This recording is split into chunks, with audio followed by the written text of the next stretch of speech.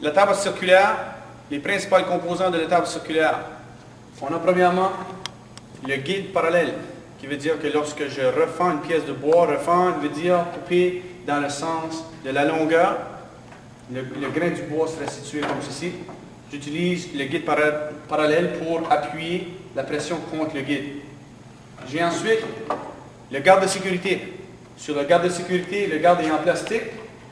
En arrière, j'ai une pièce de métal qui va faire en sorte que ça ne mettra pas de pression à l'arrière du trait de scie. J'ai les anti-retours qui sont situés juste à l'arrière, que si jamais, par exemple, une personne passerait une pièce de bois dans la scie, puis le morceau de bois voulait revenir vers l'arrière, les anti-retours, les pics, entreraient directement dans la pièce de bois pour immobiliser la pièce de bois. Si on regarde à l'avant, j'ai l'interrupteur. Lorsque je monte en haut, ça l'allume. J'appuie vers le bas, ça l'éteint. Très important de savoir où est-ce qu'elle est. J'ai ensuite le volant qui va permettre de descendre. Permet de descendre la lampe. Ensuite, de monter la lampe.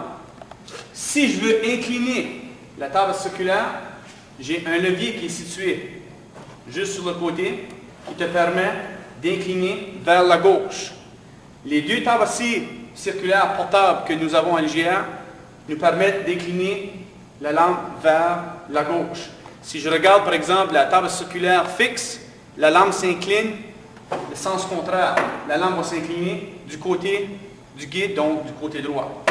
Important de vérifier, lorsqu'on commence à travailler avec la table circulaire, de hausser la lampe complètement, de prendre un petit équerre de charpente, de venir vérifier que l'équerre soit bel et bien 90 degrés.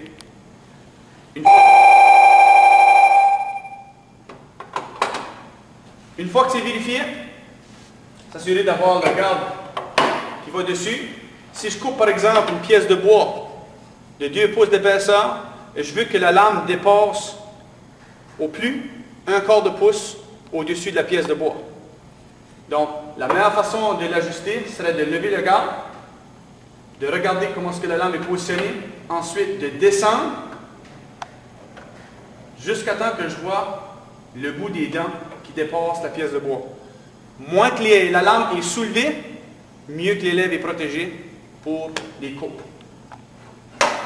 Lorsqu'on fait des vérifications, comme que je viens de faire, c'est très important de débrancher avant d'ajuster. Très important. Le guide parallèle.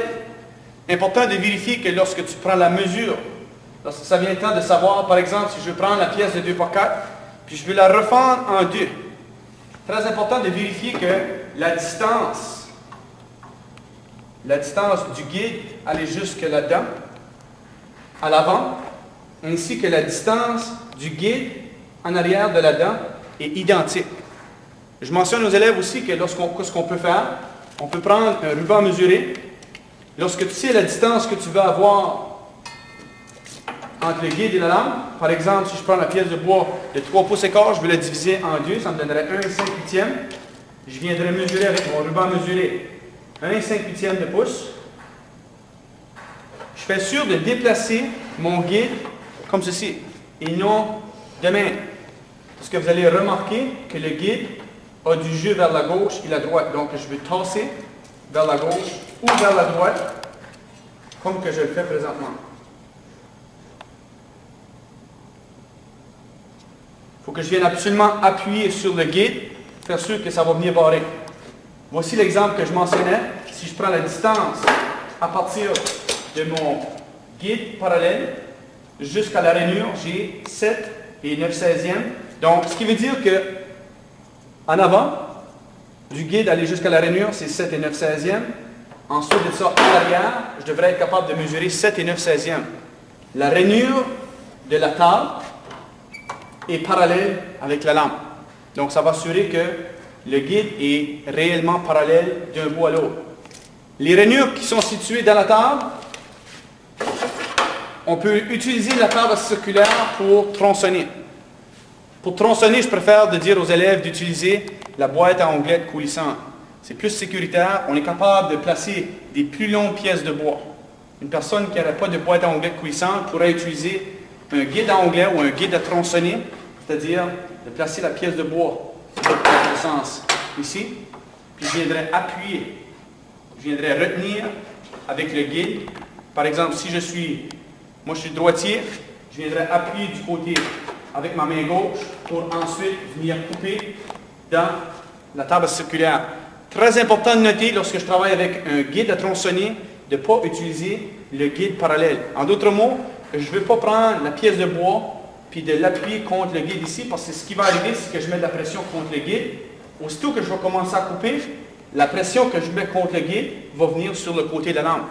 Ce qui fait en sorte, aussitôt que tu mets de la pression contre le côté de la lame, lorsque la lame tourne dans ce sens-là. Donc la personne qui est située à l'arrière, si on met la pression moindrement sur le côté de la lame, la pièce de bois va revenir vers l'arrière. Il y a un endroit où est-ce que je demande aux élèves de garder le guide à onglet, devrait tout le temps être situé à la même place. Les tables assis portables, une chose que je vais demander aussi aux élèves, c'est de toujours garder le garde sur l'acier. Le seul temps que je vais permettre à un élève d'utiliser, d'enlever le garde, puis si ça vient le cas, on va utiliser les tables assis circulaires fixes, mais l'élève doit absolument avoir un poussoir. Si je prends l'exemple que j'ai démontré, puis j'essaie de passer la pièce de bois pour être capable de la refendre, les trois différents types de poussoirs que j'ai un poussoir qui ressemble à ceci, qui est 3/4 de pouce d'épaisseur. Ce qui veut dire qu'à 3/4 de pouce d'épaisseur, il faut absolument qu'entre le guide et le garde de plastique, que je sois capable de passer le poussoir. Si à ce moment-là, je ne suis pas capable de passer le poussoir, je demande aux élèves de ne pas utiliser cette table circulaire, la table circulaire qui est portable. On va aller sur la table circulaire qui est fixe, on va retirer le garde du dessus, puis on devrait être capable d'utiliser un autre type de poussoir qui est conçu pour être capable de pousser des petites pièces de bois. Donc ça, c'est le deuxième type de poussoir. Puis le troisième type de poussoir est un poussoir que les élèves font, puis qui retient très bien la pièce de bois. Ce qui retient bien de ces poussoirs-là, c'est qu'on a un talon qui va faire en sorte que lorsque je prends la pièce de bois, ça vient appuyer le derrière de la pièce de bois. La position qu'on devrait être placée lorsqu'on coupe sur la table circulaire, c'est quand même assez facile. Okay? Je suis droitier, on devrait toujours avoir, si je suis droitier, je devrais avoir l'épaule droite qui fait face à la lame. En d'autres mots, si jamais qu'arriverait quelque chose, je ne devrais pas être placé de façon que ma main, lorsque je passe la pièce de bois, je devrais être placé de ce côté-ci. Mon épaule est placée vis-à-vis de la lame.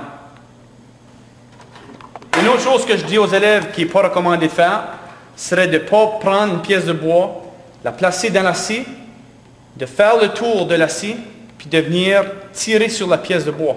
C'est quelque chose qui est très dangereux parce que si jamais l'élève oubliait, puis il prenait la pièce de bois, puis il la pesait une contre l'autre, les doigts iraient vers la lame pour sûr. La pièce de bois serait projetée vers le devant de l'acier. Donc, pour cette raison-là, je demande aux élèves, je ne veux pas avoir aucun élève qui est situé à l'arrière de l'acier ou autour de l'acier. Il devra absolument avoir un support amovible qui est placé. Je vais faire la démonstration de comment le placer. C'est vraiment important que le support, si c'est une petite pièce de bois, je demande aux élèves que le support soit le plus proche possible du derrière de la table. Sur les tables la table circulaire qu'on a qui est fixe, vous allez voir qu'on a des extensions en mélamine qui sont attachées juste à l'arrière de l'acier. Donc, si vous avez des petites pièces de bois, vous avez plusieurs petites pièces de bois, c'est souvent plus facile d'utiliser la grosse table circulaire qui est fixe. Si je veux ajuster la hauteur que je devrais placer, je devrais soulever, prendre la pièce de bois, la mettre sur le côté comme ceci. Lorsque je vois que la pièce de bois touche sur le dessus de la table, j'ai la bonne hauteur pour mon support. Si on regarde comment est-ce que le support est fait, c'est un support qu'on appelle, en anglais, ils appellent ça un flip top. Okay? Il y a une flèche qui pointe la direction que la pièce de bois devrait aller. Puis la raison qu'on fait ça, si j'ai une grande pièce de bois, je demande aux élèves d'avoir deux supports. Un en avant de la table, puis un situé en arrière de la table. Si vous regardez juste ici, j'ai un morceau de métal que je peux tirer, une clé. Je peux retirer cette clé-là. Puis mon support devient une table pivotante. Ce qui veut dire que si j'ai une grande pièce de bois, la pièce de bois, si je place mon support, on va dire à 4 pieds, puis j'aurai une pièce de 8 pieds, plus que le matériel est mince, plus que le matériel va plier. Ce qui veut dire que la pièce de bois va descendre, elle va toucher le bas de la table, puis ensuite de ça, elle va revenir se positionner à la hauteur qu'elle est censée se placer.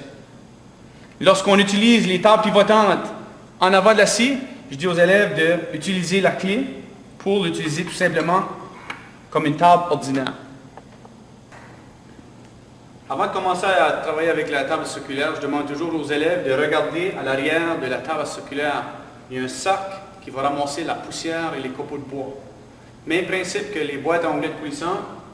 J'ai un ressort, il y a une pince en ressort que j'appuie pour la retirer.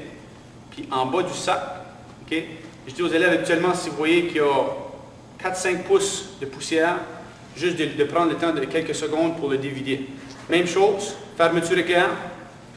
Donc je viendrai dévider vis-à-vis d'une poubelle, puis je viendrai enlever la poussière et les copeaux de bois. Puis ensuite, c'est important de refermer la fermeture éclair, puis de replacer le sac à l'arrière de la scie pour qu'on soit capable de ramasser la poussière et les copeaux de bois. Si jamais qu'on avait un panneau, toutes les planches de bois de 1 par 2 jusqu'à 1 par 12, 2 par 2 jusqu'à 2 par 12, qui est de la planche de bois, on peut utiliser le guide, puis on n'a pas besoin d'utiliser l'extension de la table. L'extension de la table veut dire qu'on est capable, la distance entre le guide jusqu'à la lame, sans qu'on utilise l'extension, ça te permet de couper une pièce de bois de 13 pouces de largeur. Si je veux couper un panneau de contreplaqué, un panneau de OSB, un panneau de MDF ou de la mélamine, n'importe quel type de panneau, si je veux refendre la longueur, je vais devoir utiliser l'extension. Lorsque l'élève commence à utiliser, c'est important que ça soit appuyé pour éviter que le guide puisse se déplacer vers l'extérieur. À ce moment ici, si je le place de main, ça me donne une distance de 25 pouces à partir du guide, aller jusqu'à la scie. Donc les étapes qu'on doit faire avant de commencer à passer la pièce de bois, je demande aux élèves de s'assurer qu'il n'y a absolument rien du côté gauche du guide.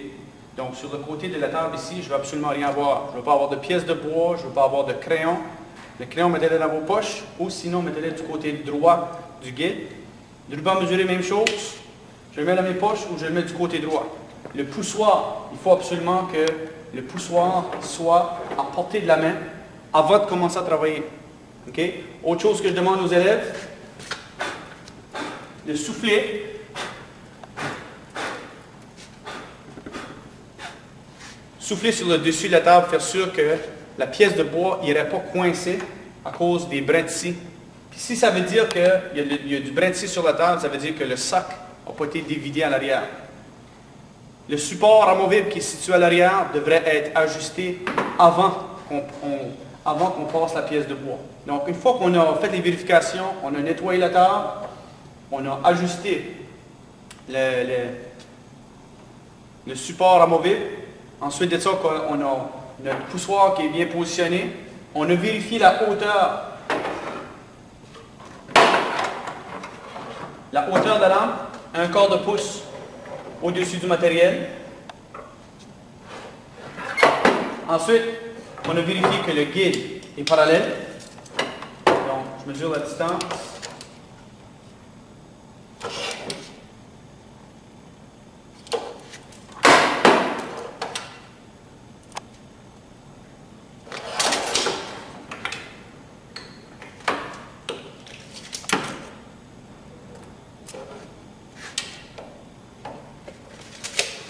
Mon guide est parallèle. Maintenant, je serai prêt à procéder à la démonstration. Juste avant que je passe la pièce de bois, je dis toujours aux élèves de regarder s'il y a une courbe dans la pièce de bois. Si ta pièce de bois, plus qu'elle est large, plus qu'elle va avoir une courbe, la courbe devrait tout le temps être placée vers le haut. Si la courbe est vraiment prononcée, je veux que l'élève vienne me voir pour lui dire s'il peut bel et bien le passer dans la table circulaire ou si c'est préférable d'utiliser juste une scie circulaire pour faire la coupe. Autre chose qui est important de savoir, lorsque je passe la pièce de bois, la pièce de bois devrait toujours toucher le dessus de la table, puis de toujours regarder que la pièce de bois reste en contact continuel avec le guide. Si la pièce de bois reste en contact avec le dessus de la table, reste en contact avec le guide, il ne devrait pas avoir de problème. Si jamais vous sentez une résistance, ou vous sentez que vous passez la pièce de bois, puis la pièce de bois va bloquer, gardez votre main appuyée sur la pièce de bois, ensuite venir fermer l'interrupteur. Je ne veux pas avoir personne qui prend sa main, puis passer sur la distance entre le guide et la lampe. On utilise absolument un poussoir. La position, encore une fois, l'épaule droite vis-à-vis de la lampe. Lorsque je vais passer la pièce de bois, je vais utiliser ma main gauche qui va appuyer la pièce de bois. Donc ma main gauche ne bouge pas. La main gauche ne bouge pas, puis je vais appuyer la pression avec mes doigts contre le guide. Une fois que la pièce de bois va être rendue vis-à-vis de mon pouce, je vais prendre mon poussoir qui est à portée de la main, puis ensuite je vais venir passer la pièce de bois, puis je vais passer complètement à travers la scie. Je vais déposer mon poussoir, je vais fermer l'interrupteur. Une fois que la scie est complètement arrêtée, je vais retirer les deux pièces de bois.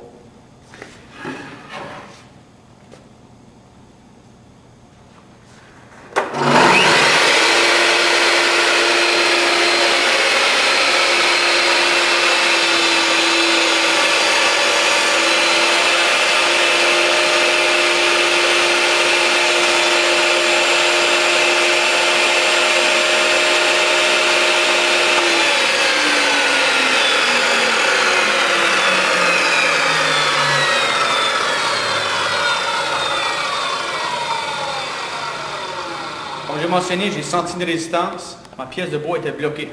Ce qui veut dire qu'il y a quelque chose qui empêche ma pièce de bois d'avancer.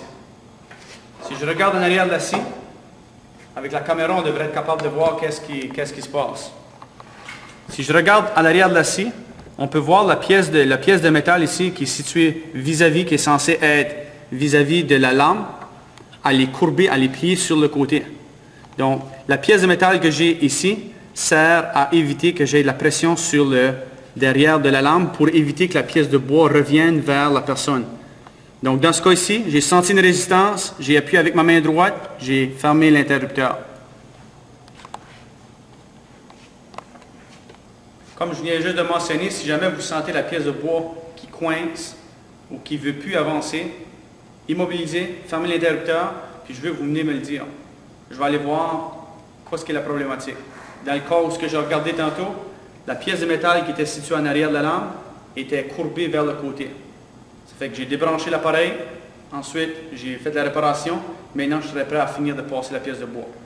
Lorsque je vais recommencer, je dis souvent aux élèves, je ne veux pas que vous reculez avec une pièce de bois. Si le trait de scie commence, je veux absolument que la pièce de bois, on recommence. Je ne veux pas qu'on avance la pièce de bois dans la scie, puis ensuite on tourne l'interrupteur, parce que si la lame touche la pièce de bois, le morceau de bois va être projeté vers l'avant. Puis si la pièce de bois ne s'est pas rendue complètement en arrière, il n'y a rien qui empêche le morceau de bois de venir te frapper. Je vais maintenant procéder à la démonstration.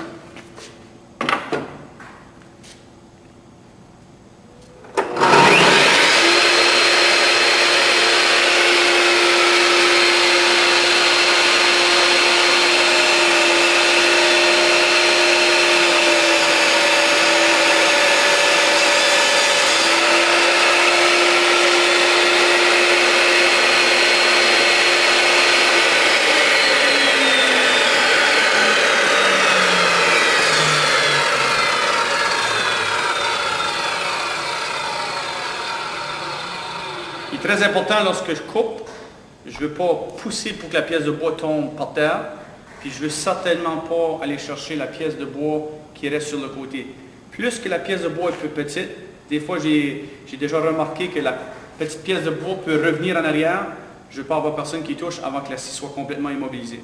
Si jamais que la pièce de bois, vous devez enlever une petite pièce de bois, puis il reste environ un quart de pouce, puis on s'adonnait à voir la pièce de bois qui coince entre la lame puis la fente, laisser la pièce de bois dans la fente, éteindre, débrancher, puis ensuite on peut aller retirer la pièce de bois.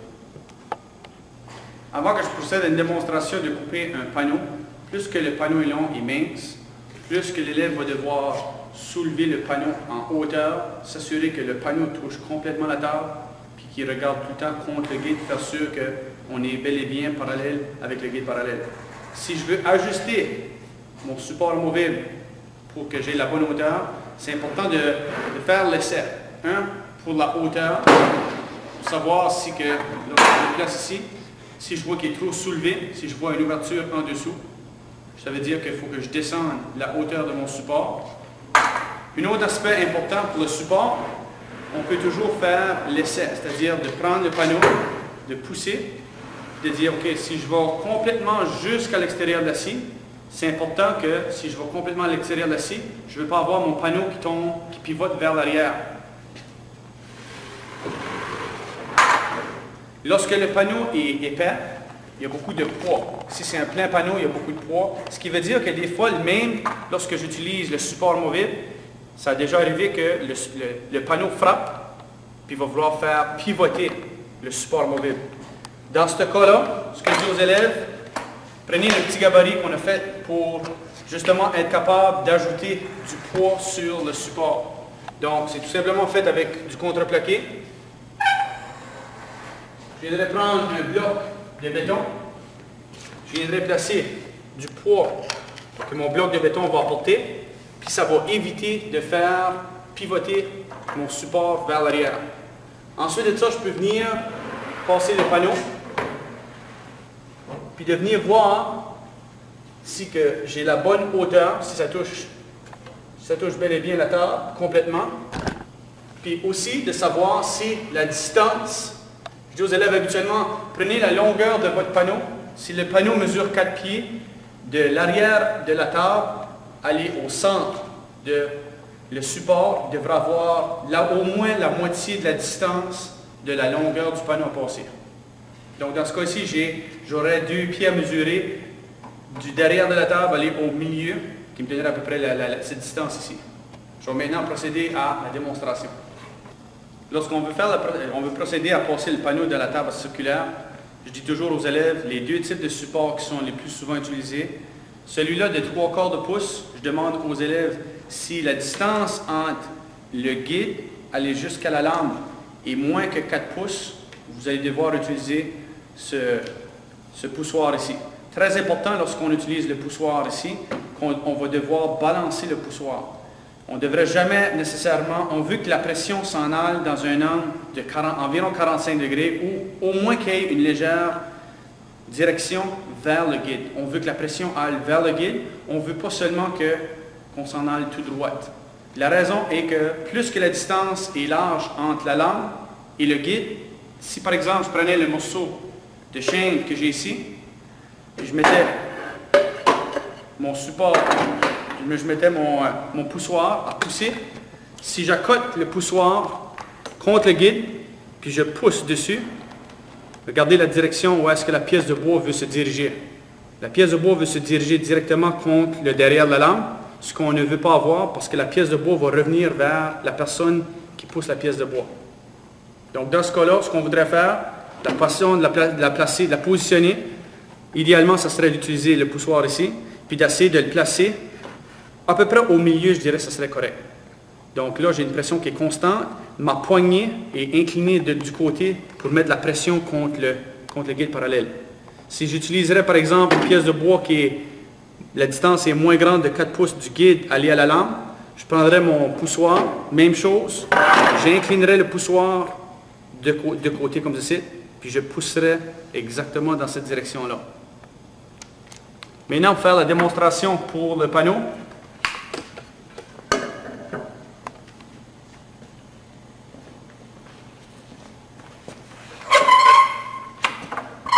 une chose que je n'ai pas mentionnée qui serait important à noter, serait d'avoir la table qui mesure environ 20 pouces de largeur, qui serait située pour être capable de supporter les 2 côtés de la pièce de bois. Ce qui veut dire, si j'ai une pièce qui a environ 16 pouces de largeur, je veux que si j'ai 10 pouces de largeur ici. Je veux que la pièce de bois soit supportée du côté gauche aussi de la table.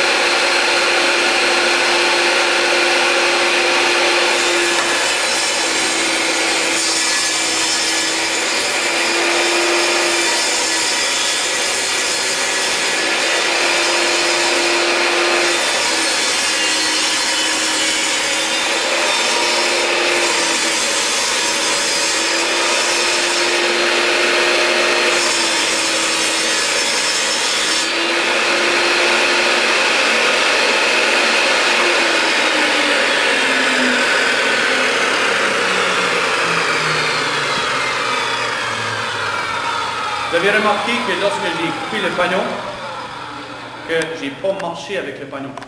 J'ai poussé, je me suis arrêté, je me suis repositionné, j'ai poussé ensuite avec mes bras, je me suis repositionné, puis finalement je me suis rendu pour être toujours dans une position qui est fixe. Lorsque j'arrive à la fin, je fais sûr que mon poussoir est à portée de la main, je finis de couper, j'éteins, je laisse les pièces de bois là, une fois que c'est immobilisé, je débranche l'appareil, je prends mes pièces de bois, puis j'ai fini. Lorsqu'on veut vérifier pour la table circulaire fixe, à savoir si le guide est réellement parallèle, je dis aux élèves d'utiliser les rainures qui sont dans la table pour être capable de vérifier si le guide est bel et bien parallèle. Les vis de calage que j'ai ici te permettent de contrôler la direction de ton guide. Si je prends une clé, comme ceci, hexagonale, puis je tourne dans le sens horaire, ça va prendre le bout du guide, ça va le faire pivoter vers la gauche. Si je vais dans celle de droite, je la place à l'intérieur, je la tourne dans le sens horaire aussi, ça va déplacer mon guide vers la droite. Donc, les deux sont dans le sens horaire. Celui à gauche, dans le sens horaire, va tourner vers la gauche. Sens horaire à droite va tourner vers la droite. La poignée qui va venir barrer le guide, c'est important de ressentir une résistance. Donc, il n'y a pas besoin d'être complètement vers le bas, mais au moins 45 degrés. Puis en plus, on peut venir vérifier si il bouge. Donc, si je veux réparer l'erreur que j'ai ici, aussitôt que je déplace le levier vers le haut, ça me permet de déplacer mon guide de gauche à droite. Si je viens prendre, par exemple, une règle, ou que je viendrais vérifier avec, tout simplement, mon doigt, de voir si c'est égal. Si on se place juste vis-à-vis de ton guide, on devrait être capable de voir si ça touche.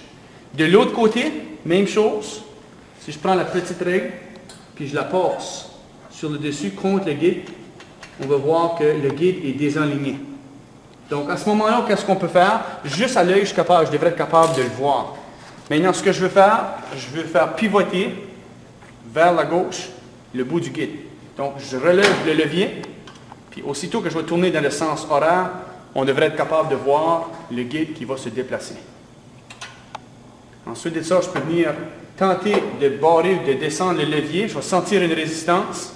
À ce moment ici, je devrais être capable de voir si c'est égal des deux côtés. Lorsque je déplace le guide, je relève le levier, puis je donne des petites tapes sur le côté, jusqu'à temps que ce soit égal avec la rainure. De cette manière-ci, si je viens voir de ce côté-ci, puis j'aligne mon œil vis-à-vis de mon guide, je devrais être capable de voir que le guide est bel et bien parallèle. Très important de vérifier, car si jamais que le guide serait pivoté dans ce sens-là, ça viendrait coincer directement en arrière, puis la pièce de bois va être directement projetée dans ce sens-là. Le garde, j'en ai parlé, celui-ci c'est un garde, ce qu'on appelle un garde superposé. Je demande habituellement aux élèves la largeur du garde de 3,5 pouces de l'avoir de centré vis-à-vis de la lampe. Et là, pour protéger les doigts, il est obligatoire de l'avoir sur la lampe. Le seul temps que je vais permettre à un élève de retirer le garde, c'est si on ne peut pas utiliser un des poussoirs que j'ai ici. Les deux poussoirs ici, s'ils ne passent pas, je vais faire la démonstration de ce que je veux dire. Je peux prendre le guide, je vais le placer vraiment proche de mon garde. À ce moment ici, je ne peux pas utiliser Celui-là, je ne peux pas utiliser lui ici. Donc, à ce moment-là, je dirais, si tu n'es pas capable de déplacer, puis habituellement, je dirais c'est environ 2 pouces. De la lame, aller au guide, si c'est moins que 2 pouces, vous allez devoir utiliser ce type de poussoir ici. La façon que celui-là il fonctionne, on va pouvoir l'appuyer contre le guide. La clé est déjà dans un angle qui va pousser contre le guide, puis mettre la pression sur le dessus de la table. Ensuite de ça, ce qui est bien de ce poussoir ici, si je relève le garde, je vais l'enlever pour pas qu'il soit dans l'endroit où je vais devoir passer le guide. Maintenant, pour le poussoir, si la pièce de bois est moins que 2 pouces qu'on veut passer dans la table circulaire, on va devoir utiliser ce type de poussoir-ci. On va devoir déplacer les vis de chaque côté, de façon que lorsque je vais passer le poussoir, il devrait y avoir au moins une distance de 1/4 de pouce de la lame pour faire sûr que le poussoir ne touche pas le poussoir. La hauteur, si j'ai une pièce de bois par exemple de 1 pouce, il ne faut pas oublier que si j'ai ça par-dessus, il ne devrait pas avoir de problème. Si la hauteur de la lame est ajustée à 1/4 de pouce, il ne devrait pas avoir de problème d'utiliser ce type de poussoir-là, mais de faire sûr que la lame passe entre les deux. Ce qui est bien de ce poussoir-là, ce que j'aime de ce poussoir-là, il retient les 2 pièces de bois complètement. Donc, c'est beaucoup plus sécuritaire que de dire, je vais prendre la pièce de bois, je vais la passer dans la table, je vais passer la moitié de la pièce de bois, je vais faire le tour, puis je vais tirer sur la pièce de bois. C'est quelque chose que je ne veux pas que les élèves fassent. Donc, une autre chose que vous allez remarquer, on a un gabarit avec des aimants. Donc, ce qui est bien avec ceci, ça vient mettre, je peux appuyer dessus, puis il y a 2 petits leviers que je peux tourner. Puis ça, qu'est-ce que ça vient faire? Il y a des aimants qui collent directement sur la table. Ça vient faire la même chose que lorsque je place ma main, puis je mets de la pression sur la pièce de bois. Donc, lorsque j'ai une pièce de bois, par exemple, comme ici, que j'aurais un champ qui serait non raboté, ça éviterait d'avoir des éclisses, des échappes qui rentreraient dans la peau. Donc, j'aime que la seule chose avec ceci, on peut seulement l'utiliser avec le dessus qui est complètement en fer et non les tables assez circulaires portatives. On va maintenant procéder à la démonstration de passer une pièce de bois sans voir le garde nécessairement qui est placé au-dessus, le garde qui est placé au-dessus de la pièce de bois. Donc, la table est propre. Je viens placer la pression avec mon gabarit pour appuyer la pression. Je garde toujours ma main positionnée. La main gauche ne bouge pas. Ma main droite va pousser la pièce de bois jusqu'à temps que je sois rendu ici. Ensuite, je vais prendre le poussoir. Je fais sûr que le dessous du poussoir, qu'il n'y a pas de poussière. S'il y a de la poussière, je souffle. Parce que si jamais il y a trop de poussière qui se ramasse sur le dessous, ça va glisser au lieu de pousser. Donc là, j'ai la seule chose que je vais venir voir pour vérifier. Je vais faire sûr que la lame dépasse 1/4 de pouce. Maintenant que j'ai fait ça, j'ai ajusté mon guide. OK. Je vais venir brancher. Je vais faire la démonstration.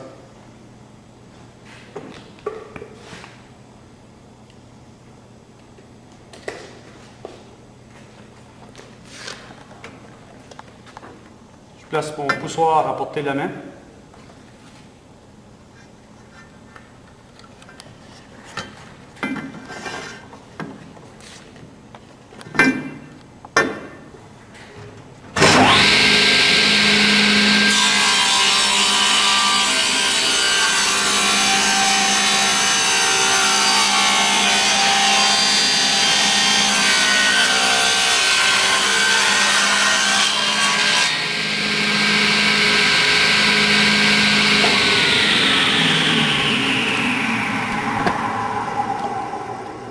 C'est important de noter que lorsqu'on termine, la pièce qu'on garde habituellement, c'est la pièce de bois qu'il y a entre le guide et la lame. Puis si vous n'avez pas besoin de la pièce de bois, vous placez dans l'étagère, vous venez voir, je vais vous dire où le placer. Puis vous pouvez enlever les choses de sur la table. La prochaine personne qui vient va devoir, pour être en mesure d'être capable d'utiliser la scie, puis il va devoir faire les ajustements avant.